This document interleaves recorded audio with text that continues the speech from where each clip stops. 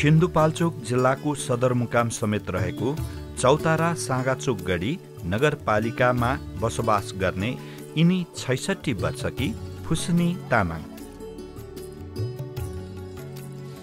यिनी र यिनका 84 वर्षीय श्रीमान यही रहेको ढुङ्गा माटोले बनेको घरमा बस्दै आएका थिए। 2072 साल वैशाख 12 को भूकम्पले आफ्नो गोठ समेत भत्किएपछि तिरपाल र टहराको भरमा धेरै रात बिताउनु परेको अनुभव यिनीसँग छ। ऊ त्यहाँ छाप्रो बनाएको थिएन, त्यहीँ बस्यो नि रातभरि। 1 महिना जति पछि ऊ त्यस्ताहरू बनाइ त्यहीँ बस्यो नि। अनि अन्नहरू सबै पुर्यो? सबै पुर्यो। अब पसलमा लिन्छ भने पैसा पनि पुर्यो। पैसा 3-4 हजार जति थियो, त्यो पनि पुरेको। केही न केही भएकै नि। भैँसी 2टा थियो, भैँसी पुरेको, बाख्रा पुरेको, भैँसी पुरेको। कसले हेर्न सक्नु? त्यो सम्झिँदा त अहिलेसम्म रुनु मन लाग्छ। सम्झिनै मन लाग्दैन मलाई। 1 महिना जस्तो पछि रातको चामल आइहाल्यो, त्यो खायो। अनि दालहरू पनि दियो, साबुनहरू पनि दियो, तेलहरू पनि दियो, सबै थोक दियो। सरकारले नदिएको त भन्नुहुँदैन, दियो। उसले भत्काइदियो घर होइन, अब दियो, खाइदिएन। अब खान नपाउने बेलामा आफ्नो त माटोसँग मिलाल्यो। ढुङ्गाको घर त्यो छाउनु पनि ढुङ्गाको, ऊ यस्तो ढुङ्गाहरू धुरेमा त। अनि गाह्रो पनि ढुङ्गाको, बर्लङ बुरुङ एकै ठाउँमा नासै भइहाल्यो। अब कहाँ छिक्नु जानु? हल्लाकै छ। अब झिकेर के काम थियो? माटो र ढुङ्गा के खानु? भाँडो सबै काजाम्रो कुच्यो, केही नहुने गरेर। पकाइ खाने भाँडो पनि नभेटेको। लुगा एउटै भेटेन, सबै भित्र कुयो। पानी आएकै थियो बेलामा। 84 वर्षका अपाङ्ग श्रीमान अनि आफू पनि वृद्ध। अब के गर्ने, कसो गर्ने, कहाँ बस्ने, के खाने सधैँ चिन्ता थियो। तर श्रीमानले उनीलाई सधैँ साथ दिएको र नहतासिन दिएको सुझावले अहिलेसम्म यिनीहरू जीवन व्यतीत गरिरहेका छन्। बुढा के भन्थे नि? नरु बुढी अब हाम्रो मात्रै होइन, नरु धेरै अन्न पनि पुरेको। अब के खाने हो भन्यो। सरकारले गरेको देउताले गरेर अब भूकम्पले हल्ला के लाग्यो? बराबर कोदो मकै धान एकै ठाउँ। अनि के गर्नु? अब के खाएर बस्ने? अनि त्यही पनि अनुदानहरू तनतन सरकारले दिएकोहरू खायो, बस्यो। अब के गर्नु? अब राष्ट्रिय पुनर्निर्माण प्राधिकरणले सञ्चालन गरेको भूकम्प प्रतिरोधी निजी आवास पुनर्निर्माण कार्यक्रम अन्तर्गत यिनी पनि छनौट भई यिनको घरको निर्माण सम्पन्न भएपछि अहिले सहज जीवन व्यतीत गरिरहेका छन्। कत्रो भुइँचालो पनि भत्किँदैन। यो बेसरी बलियो गरेर बनाएको छ। इन्जिनियरहरू आउनुहुन्थ्यो हेर्नलाई? आउनुभयो। त्यति सरकारले साथ नगरेको भए बनाउनु पनि सक्दैन थियो होला। सरकारबाट यति सहयोग गर्दैन भयो, रमाइलो पनि लाग्यो मलाई पनि। भूकम्पले 3 लाख रुपियाँ दिएको हो कि त्यति पाइहालेँ मैले। अरू के चाह मलाई? रामेछाप जिल्लाको मन्थली नगरपालिका वडा नम्बर 5 सुनारपानीका भक्तमाया कार्की पनि अहिले सरकारले दिएको अनुदान रकमबाट भूकम्प प्रतिरोधी घर बनाई बस्न पाउँदा खुसी छिन्। धेरै दुःख दियो नि हजुर। दुःख दिएर हेर्नु, माथि घर थियो, चिल्ला बिल पारो, के गर्नु? के पाउनु? बिजोग भयो नि हजुर, झिक्न पाइएन। बारीमा पाटामा सुत्यौँ। अनि अहिले चाहिँ यो घर बनाउन सरकारले 3 लाख रुपियाँ दियो तपाईँलाई? हजुरलाई दिएको छ। त्यो पछि कस्तो लागेको छ? राम्रो, ठिक छ नि। त्यही भयो, थप त्यतिले पुग्दो रहन्छ हजुर। त अब त ढुक्क होला नि? अब ढुक्क होला हजुर। घर पनि राम्रै छ? ठिकै छ हजुर, राम्रो यस्तै हो। सुनारपानीकै राजकुमारी श्रेष्ठले केही वर्ष अघि बनाई 10 दिन पहिले सरेको घर भत्किएपछि अहिले अनुदान रकममा थपथाप गरी यो घर बनाई बसोबास गरिरहेकी छिन्। त्यो घर भर्खर बनाएको थियौँ, 10 दिन बसेको थियौँ, भूकम्प आइहाल्यो।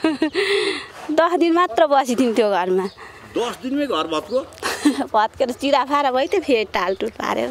त्यतिखेर ज्ञान भएन छ कसरी बनाउनु, हैन? हजुर भूकम्प आउने थाहा नै थिएन नि हाम्रो पालामा थाहा नै थिएन भूकम्प आएको अनि भनेपछि कच्ची बनायो कच्ची नै हो त्यो त कच्ची नै हो भूकम्प आउनुभन्दा अगाडि नै बनाएको अहिले यो बनाएपछि राम्रै लाग्यो राम्रै छ हजुर पक्किने छ काभ्रे पलाञ्चोक जिल्ला ढुङखर्काका भीमप्रसाद तिमल सिन्हाले पनि सरकारी अनुदानको रकमबाट 2 कोठाको ढुङ्गा र सिमेन्ट जडान गरी घर बनाएका छन्। ढुङ्गो माटो सिमन्ती बालुवा सिमन्ती नल्याएदेखि रड नल्याएदेखि पैसा नथप्दा नि पुग्ने रहेछ। अनि यो बलियोको कारणले गर्दाखेरि काठ कुहिनीको कारणले गर्दाखेरि अनि मैले चाहिँ सिमन्तीकै डिपिसी गरेर खुसीको साथले बनाइरहेको छु अहिलेसम्म। सिन्धुपाल्चोक जिल्लाको चौतारा साँगाचोक गढी नगरपालिकाको वडा नम्बर 14 को माझी गाउँ अहिले सिङ्गारिएकी दुलही जस्तै चिटिक्क परेको देखिन्छ। उस्तै उस्तै नयाँ नयाँ घरहरू एक नासका अनि मिलेर रहेको बस्ती। 2072 साल वैशाख 12 र त्यसपछिका पराकम्पनहरूबाट यो बस्ती ध्वस्त भएको थियो। त्यसपछिका दिन रात धेरै दुःख साथ बिताएका थिए यहाँका बासिन्दाहरूले। हाम्रो 53 माझी परिवार थियो, त्यो घर चाहिँ पुरै रूपमा ध्वस्त नै भयो। अनि त्यो स्थितिमा अब वस्तु भाउ बाख्रा वस्तु कुखुरा हरेक चौपाया चाहिँ सबै नै ध्वस्तै भयो। अब मान्छेमा चाहिँ त्यस्तो कुनै हाम्रोमा अप्रिय घटना चाहिँ घटेन। सुरुमा कसरी घर निर्माण गर्ने कसो गर्ने दोधारमा रहेका यहाँका बासिन्दाहरू झाडी टोल सुधार समिति गठन गरी नेपाल सरकारबाट प्राप्त रकमलाई सदुपयोग गर्नेतर्फ लागे। अब हामी घर कस्तो मोडालिटीको बनाउने भनेर हामी यति पीडामा थियौँ र नेपाल सरकार, श्वेताश्री फाउन्डेसन र झाडीटोल सुधार समितिको त्रिपक्षीय साझेदारीमा अहिले यो बस्तीको रूप यसरी आउँदाखेरि हामीलाई एकदमै खुसी गर्व लागेको छ। अबको केही समयमै यो सम्पन्न गरेर प्रत्येक घरका मान्छेलाई चाहिँ हामीले एकैसाथ एउटा रमाइलो कार्यक्रमका साथ घर प्रवेश गृह कार्यक्रम भनेर एउटा राख्ने प्लान पनि बनाइरहेछौँ। अहिले यहाँको धेरै घर निर्माण सम्पन्न भइसकेका छन् भने केही सम्पन्न हुने अवस्थामा छन्। वर्तमानमा आफ्नो गाउँ नमुना बस्तीको रूपमा विकास भई बस्तीको स्वरूपमा नै भएको परिवर्तनले यहाँका बासिन्दाहरू खुसी छन्। पीडामा रहेको गाउँलाई एउटा राम्रो नमुना योग्य गाउँ बनाउँदाखेरि सबैको मन एकदमै हर्षित हुँदो रहेछ र हामी पनि एकदमै खुसी छौँ। भूकम्पले हामीलाई पीडाको साथसाथै खुसी पनि छाइदिएको छ भन्ने हामीलाई एकदमै लागिरहेको छ। हाम्रो यो बस्ती शिलान्यास गरेको लगभग 2 वर्ष पुगे तापनि एउटा राम्रो पक्की र नमुना झाडी बस्ती बनाउन सफल भएका छौँ। ढिला भए तापनि हामीलाई एकदमै खुसी पनि लागिरहेको छ। सिन्धुपाल्चोककी फुसुनी तामाङ, रामेछाप सुनारपानीकी भक्तमाया कार्की, काभ्रे पलाञ्चोक ढुङखर्काका भीमप्रसाद तिमल सिन्हा तथा सिन्धुपाल्चोक जिल्लाको झाडी एकीकृत माझी बस्तीहरू त केही उदाहरणहरू मात्रै हुन्।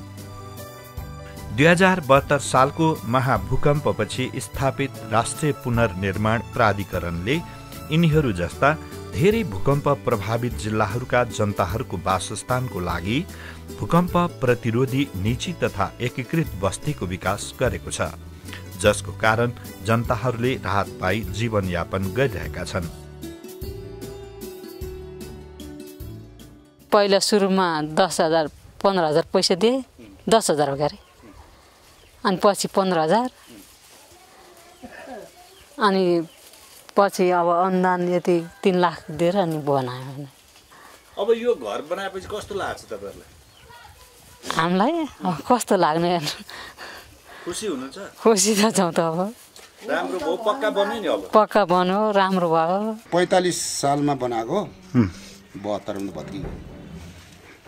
भनेपछि त्यो घर चाहिँ भूकम्प प्रतिरोधी थिएन, थाहा भएन? थिएन, हामीलाई थाहा नै थिएन त्यस्तो। माटो ढुङ्गाको बनाइयो, सिमेन्टी डन्डी हालिएन, काठपातको भरमा बनाइयो। अब त काठपात त कारकुर गइहाल्यो। अब अहिले यो बनाएपछि ढुक्क हुनुहुन्छ? अहिले त ढुक्क छ। सरकारले 3 लाख दिनु, त्यहाँभन्दा पहिला 10,000 दियो, 15,000 नि दियो 25,000 नि दियो होइन यस्तो हो कि ऊहरू किनेर ओर्नी ओछ्याउनी किनेर बस भनेर नत्र त हामी त ऊ त्यता खाली भुइँमा बस्यो नि। प्राधिकरण 2072 पौषमा स्थापना भयो भूकम्पपछिको पुनर्निर्माण गर्ने उद्देश्यले। यो नयाँ सङ्गठन थियो होइन, नयाँ सङ्गठन भएको हुनाले यसका नियम कानुन कार्यविधि निर्देशिकाहरू केही पनि नबनेको सन्दर्भमा पहिलो वर्ष हामीले त्यसतर्फ काम केन्द्रित गर्यौँ। त्यो बिचमा पनि हामीले सबैभन्दा महत्त्वपूर्ण लाभग्राही पहिचानको लागि ठुलो सङ्ख्यामा हामीले प्रत्यक्ष घर घरमा पुगेर घरको सर्वेक्षण गऱ्यौँ, लाभग्राहीहरूसँग पहिचान गऱ्यौँ, अनुदान सम्झौताको काम गऱ्यौँ र हामीले 2072 को फागुनदेखि नै निजी आवास पुनर्निर्माणका लागि अनुदान वितरण गर्न थालिसकेका थियौँ होइन। पछिल्लो समयमा स्थानीय तहमा जनप्रतिनिधिहरू निर्वाचित हुनुभयो, प्रदेशमा सभासदहरू आउनुभयो, सङ्घमा निर्वाचित प्रतिनिधिहरू हुनुभयो र स्थायी सरकार भयो। यी सब कारणले गर्दा पुनर्निर्माणको काम चाहिँ हिजोको भन्दा पछिल्लो समयमा बढी रफ्तारमा भइरहेको छ र अब पहिला गरेका तयारी वा जुन हामीले तयारी चरणमा गरेका कामहरूको नतिजा पनि अहिले देखिरहेको छ। र कतिपय जिल्लामा जाँदाखेरि हामीले पनि के देखेका छौँ भने अहिले विभिन्न जस्तै चाहे गोर्खा जानुहोस् चाहे सिन्धुपाल्चोक जानुहोस् कतिपय वडाहरूमा काम सम्पन्न भएर उहाँहरूले पुनर्निर्माणको काम सम्पन्न भएको घोषणा गरिराख्नु भएको छ। कतिपय ठाउँमा 90-95% हाराहारीमा काम भएको छ, कतिपयमा 80% को काम भएको छ भने एकदमै उल्लासमय वातावरणमा उल्लेख्य सङ्ख्यामा चाहिँ यो पुनर्निर्माणको काम अगाडि बढिरहेको देखिन्छ र यसमा विशेष गरिकन स्थानीय जनप्रतिनिधिहरूको ठुलो र अहम भूमिका रहेको चाहिँ प्राधिकरणको ठम्याइ छ। महाभूकम्पले सबैभन्दा बढी असर परेको निजी घरलाई नै हो। भूकम्पबाट भएको क्षतिलाई पुनर्निर्माण गर्न स्थापित राष्ट्रिय पुनर्निर्माण प्राधिकरणले निजी आवास पुनर्निर्माणलाई उच्च प्राथमिकतामा राखी जनताहरूको चाहना अनुसारको घरको निर्माण गर्न निजी आवास पुनर्निर्माण सम्बन्धी ऐन तथा नियमावली बनाई अघि बढ्यो। भवन जुन हामी पुनर्निर्माण गर्छौँ, भूकम्प प्रतिरोधी भवन पहिला हामीले त्यो खालले गर्न सकेनौँ। त्यस्तो खालको आन्दोलन अभियान आएन होइन, शिक्षाको अभाव भयो होइन, पैसाकै रकमकै अभाव भयो। अब पछि हामीलाई घटना विशेषले के सिकाएको छ भनेदेखि हामी बस्ने घरहरू भूकम्पबाट कम्ती मिनिमम सुरक्षित चाहिँ हुनुपर्छ र त्यस्तो खालको भूकम्प जहिले पनि यहाँ जान सक्छ। त्यस्तो ठाउँमा बनाइएका संरचनाहरू, त्यसमा विशेष गरेर निजी आवासको संरचनाहरू भूकम्पले नोक्सान गर्ने खालको हुनुहुँदैन र अहिले हामीले त्यस कारणले एउटा अवसर पायौँ, मौका पायौँ, किनभने घटनाबाट हामीले सिक्ने अवसर पायौँ। आम नागरिकलाई हामीले अभियानको रूपमा यी कुराहरू सबै सिकाउने, भूकम्प प्रतिरोधी घरहरू बनाउन डिजाइनहरू तयार गरेर त्यस्तो खालको भवन बनाउनु पर्छ, त्यसको महत्त्व बुझाउने, त्यो कसरी पुनर्निर्माण गरिन्छ भनेर एउटा चाहिँ डेमोन्स्ट्रेसनबाटै सिकाएर चाहिँ आम नागरिकहरूलाई पछि त्यस्तो खालको भुइँचालो आउँदाखेरि फेरि यस्तै खालको नोक्सान नहुने गरी पुनर्निर्माण गर्न हामीले अहिले सिकाइरहेका छौँ। सरकारले कति नदिए पनि आखिरमा नागरिकले बनाउनु पर्ने हुन्छ, तर सरकारले के भनेदेखि आम नागरिकको एउटा प्रतिनिधित्व गर्छ देशमा होइन। त्यसले गर्दाखेरि सरकारले पनि आफ्नो दायित्व निर्वाह गर्ने क्रममा आफ्नो क्षमता अनुसारको यो बजेट दिएको हो, अनुदान रकम दिएको हो। भूकम्प प्रतिरोधी निजी घरको निर्माण कार्यमा राष्ट्रिय पुनर्निर्माण प्राधिकरणले प्राविधिक निरीक्षण कार्यविधि 2073 तयार गरी जनताहरूको निजी आवास पुनर्निर्माणमा भूकम्प पछिको पुनर्निर्माण बलियो, सुन्दर, वातावरण मैत्री समेत हुने गरी निर्माण गर्न विभिन्न स्वरूपको घरको डिजाइन नक्साको व्यवस्था गरी गुणस्तरीय निर्माण सामग्रीको प्रयोग गर्नुपर्ने प्रावधान राखी निजी घर निर्माण थालियो। परम्परागत शैलीमा उहाँहरूले जुन हिसाबले घरहरू बनाइराख्नु भएको थियो निर्माण कर्मीहरूले, त्यसमा चाहिँ केही चेन्जेसहरू ल्याएर भूकम्प प्रतिरोधी घर निर्माण गर्नको लागि केही एलिमेन्ट्सहरू थप्नुपर्ने, जस्तै कि तपाईँको बन्धनहरू, कुना बन्धनहरू थप्नुपर्ने, त्यसै गरी थाडो सबलीकरणको कुराहरू, डिपिसीका कुराहरू, अनि विभिन्न चरणमा पेटीहरू राख्नुपर्ने, ती कुराहरू सिकाउनको लागि सुरुमा चाहिँ हामीलाई केही सहज नभएको अवस्था थियो भने हाल हामीले विभिन्न चरणमा डकर्मी तालिम र साथै प्राविधिकहरूलाई तालिम दिइसकेपछि यो केही हदसम्म चाहिँ हल भएको अवस्था छ। हाम्रो जति पनि प्राविधिकहरू खटिनु भएको छ स्थानीय तहमा होइन, स्थानीय लेभलमा इन्जिनियर, सब इन्जिनियर, असिस्टेन्ट सब इन्जिनियर गरी उहाँहरूले प्राविधिक निरीक्षणको साथसाथै प्राविधिक सहायता पनि दिनुहुन्छ। सुरुकै चरणदेखि चाहे त्यो निर्माण स्थलको छनौट होस्, त्यसपछि घडेरी निर्माणको लागि होस् होइन, उहाँ जग खन्ने लेभलदेखि नै डिपिसीदेखि लिएर विभिन्न चरणमा उहाँहरू पुगेर प्राविधिक सहायताहरू दिइराख्नु भएको अवस्था छ र त्यही अनुरूप उहाँले निरीक्षणको कार्यहरू पनि अगाडि साइड बाई साइड अगाडि बढाएर चाहिँ हाम्रो लाभराई भूकम्प पीडित लाभराईहरूलाई भूकम्प प्रतिरोधी घर निर्माणको लागि चाहिँ सहायता दिइराख्नु भएको अवस्था छ। घर मानिसलाई नभई नहुने महत्त्वपूर्ण पूर्वाधार हो। यसकारण घर बलियोको साथै सुरक्षित हुन आवश्यक छ। सबैको चाहना हुन्छ एउटा बलियो सुन्दर घर होस् जहाँ आफ्नो परिवारले खुसी साथ जीवनयापन गर्न सकियोस्। सबैसँग भने जति पैसा नहुन पनि सक्दछ, तर कम पैसामा नै बलियो, आकर्षक, सुरक्षित अनि व्यवस्थित सुन्दर भूकम्प प्रतिरोधी घर बनाउन सकिन्छ। हाल हाम्रो दोलखा जिल्लामा तेस्रो किस्ता अनुदान लगभग 72% पुगिसकेको अवस्था छ र हाम्रो तर्फबाट अब छुट भएका भनौँ न सुरुमा जुन अब सम्झौता गर्न बाँकी रहेका लाभराईहरूलाई चाहिँ हामीले केन्द्रित गरेर ती विवरणहरू सम्बन्धित पालिकामा पठाएका छौँ। हामी लगभग अन्तिम चरणमै छौँ भनौँ। अब यसलाई चाहिँ पूर्णता दिनको लागि हाम्रो जति पनि जनशक्तिहरू खटिनुभएका छन् हैन, उहाँहरूलाई चाहिँ यो जुन अब उहाँहरूले तेस्रो किस्ता अथवा लिइसकेपछि अन्तिम किस्ता लिइसकेपछि जुन अन्तिम निरीक्षण रहन्छ, तेस्रो निरीक्षण रहन्छ, त्यसमा चाहिँ उहाँहरूलाई चाहिँ हामीले अग्रसर गराएर छानाछाको ठिक छ कि छैन भनेर एज अ होल घरलाई चाहिँ भूकम्प प्रतिरोधी बनाउनको लागि चाहिँ हामीले चाहिँ त्यो अनुसार चाहिँ हाम्रो प्राविधिक साथीहरूलाई चाहिँ खटाइरहेका छौँ र साथसाथै सम्पन्नताको प्रमाणपत्र वितरण गर्ने कार्य चाहिँ डिएलपिए भवनबाट भइरहेको अवस्था छ। हाम्रो जस्तो भूकम्पीय जोखिम रहेको देशमा भूकम्प प्रतिरोधी घरको निर्माण अझ बढी आवश्यकता रहेको 2072 सालको भूकम्पले पनि पुष्टाइसकेको छ र यसको परिणाम हामीले देखिर भोगिसकेका पनि छौँ। जे होस्, पहिले जे जस्तो गरी घर निर्माण गरिए तापनि अब बन्ने घर निर्माणमा सचेत हुनु नै पर्ने हुन्छ। बलियो सुरक्षित घर बनाउन के गर्नु पर्दछ? यो घरको जग निर्माण पद्धति चाहिँ ढुङ्गा सिमेन्ट, ढुङ्गा र ढुङ्गाको गाह्रोमा सिमेन्टको मसला जोडाइ गरेर निर्माण गरिएको छ। त्यसपछि यो जुन देखिरहनु भएको भाग चाहिँ डिपिसी लेभल भनिन्छ।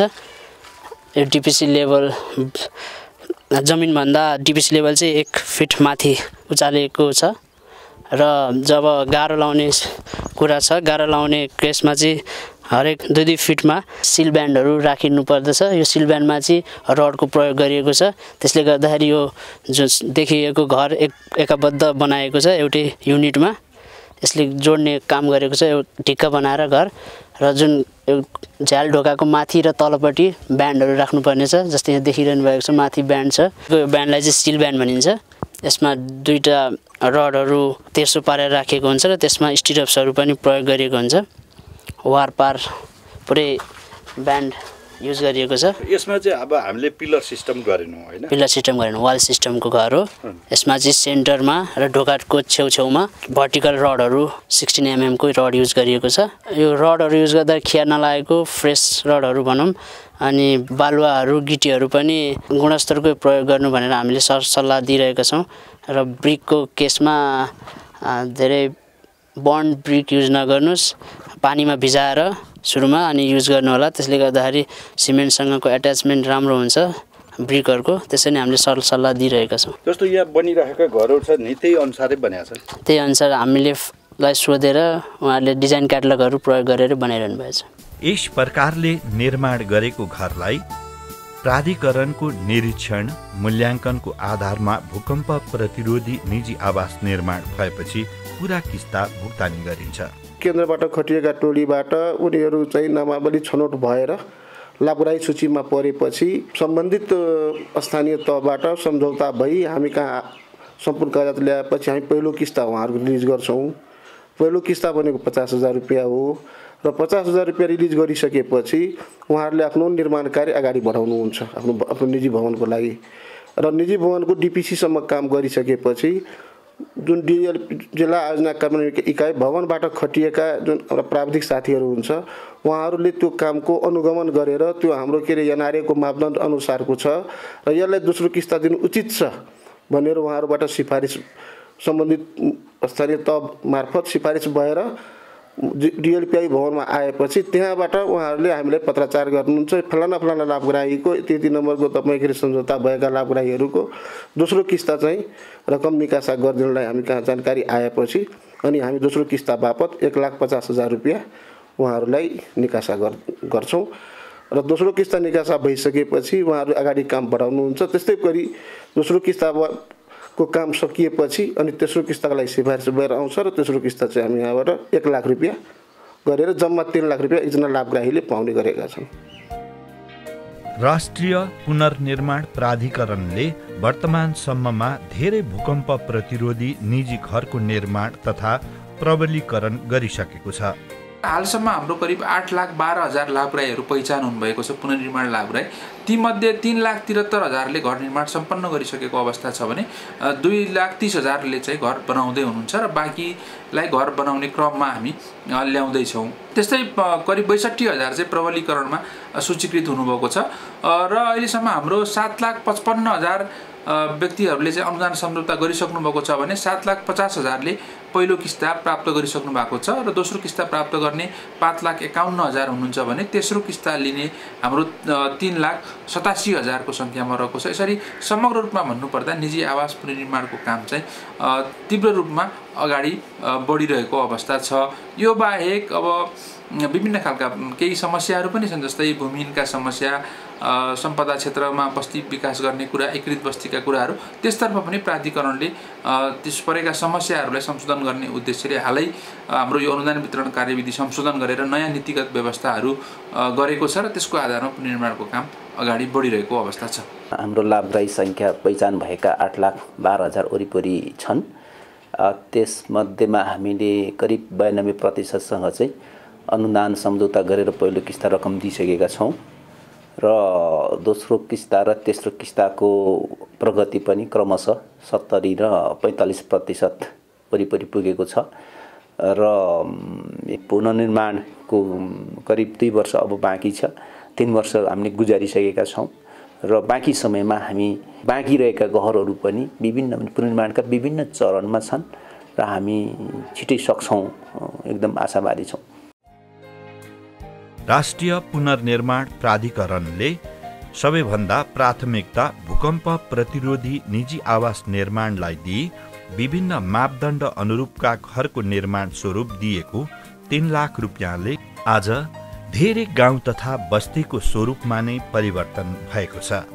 योभन्दा पहिला 2 वर्ष अगाडि म के देख्थेँ भने बस्तीहरू एकदम नाङ्गा उजाड थिए, सबै भवनहरू प्रायः सबै भत्किएको अवस्थामा पाल टाँगेर पहेँला ती राता पहिला चाहिँ पालका पुरा ठाउँ ठाउँमा पालका त्यस्ता ब्लकहरू बस्तीहरू देखिन्थ्यो र अहिले मैले फर्किँदाखेरि मलाई एकदम छुट्टै महसुस भयो, खुसी महसुस भयो। सारा बस्ती ब्लकका ब्लक अनि पाटाका पाटा धेरै जसो छानाहरू चाहिँ निलो देखाएको थिएँ, निलो रङका त्यस्ता छानाहरू टन्न मिलाएर सर्टेन साइजका त्यस्ता भवनहरू, भूकम्पको भवनहरू, भूकम्पले निर्माण गरेका कार्यक्रमले निर्माण गरेका भवनहरू टाढैबाट चिनिन सकिने त्यस्तो खालको बनिरहेको छ।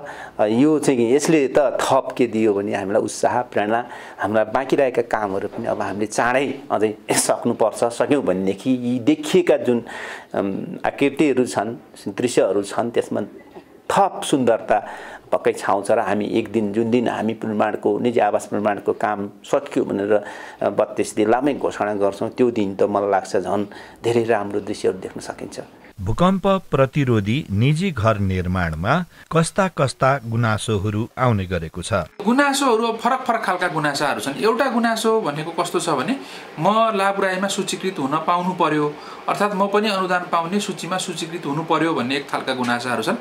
त्यस्ता गुनासोलाई हामीले केन्द्रसम्म ल्याएर विश्लेषण गरेर लाभग्राही हुने हो वा होइन भन्ने कुरा टुङ्ग्याउँछौँ। यसरी अहिलेसम्म हामीले 1 लाखभन्दा बढी व्यक्तिहरूलाई लाभग्राही बनाइसकेका छौँ र केही बाँकी को फेरि एकपटक सर्वेक्षण गर्नुपर्ने जरुरी देखिएको छ र त्यस्ताको लागि हामी छिटै प्राविधिकहरू परिचालन गरेर सर्वेक्षण गराउँदैछौँ। त्यस्तै अर्को गुनासो भनेको कस्तो हुन्छ भने समयमा किस्ता आएन, अर्थात् किस्ता आउन ढिला भयो भन्ने खालका गुनासाहरू पनि बेला बखतमा पीडितहरूले गरिराख्नु भएको हुन्छ, भूकम्प पीडितले गर्नुभएको हुन्छ। त्यसको सन्दर्भमा चाहिँ जिल्ला स्तरमै समन्वय गरेर त्यही बुझेर त्यहाँबाट तर्फबाट समाधान गर्ने गरिएको छ। यो निजी आवास निर्माणको क्षेत्र अघि पनि मैले भने निकै ठुलो सङ्ख्यामा अहिलेको अवस्थामा हेर्दा झन्डै 9 लाख व्यक्तिहरू यससँग प्रत्यक्ष रूपमा जोडिनु भएको छ। त्यसकारणले गर्दाखेरि केही गुनासाहरू आउनु स्वाभाविकै हो, किनकि हरेकका आफ्नै खालका समस्याहरू रहेका हुन्छन्। कतिपय कानुन स्पष्टसँग बुझ्नु भएको हुँदैन, कतिपय कुराहरू प्रष्टसँग नथाहा पाएका कारणले, कतिपय सञ्चार राम्रोसँग हुन नसकेका कारणले पनि केही गुनासाहरू देखिएका छन्। तर त्यसलाई समाधान गर्नको लागि प्राधिकरण अगाडि बढिरहेको छ। विशेष गरिकन यो निजी आवास पुनर्निर्माण अनुदान जुन हामीले भूकम्प पीडितहरूलाई उपलब्ध गराइरहेका छौँ, यसको प्रमुख उद्देश्य भनेको सुरक्षित घर निर्माण गर्ने हो। घर भूकम्प पीडित स्वयंले निर्माण गर्ने हो आफ्नो आवश्यकता अनुसार। सरकारले दिएको 3 लाख रुपियाँ लिउँ भन्ने उद्देश्यले घर निर्माण गर्ने होइन कि आफूलाई भोलि प्रयोगमा आउन सक्ने, बस्न मिल्ने खालको घर निर्माण गर्ने हो।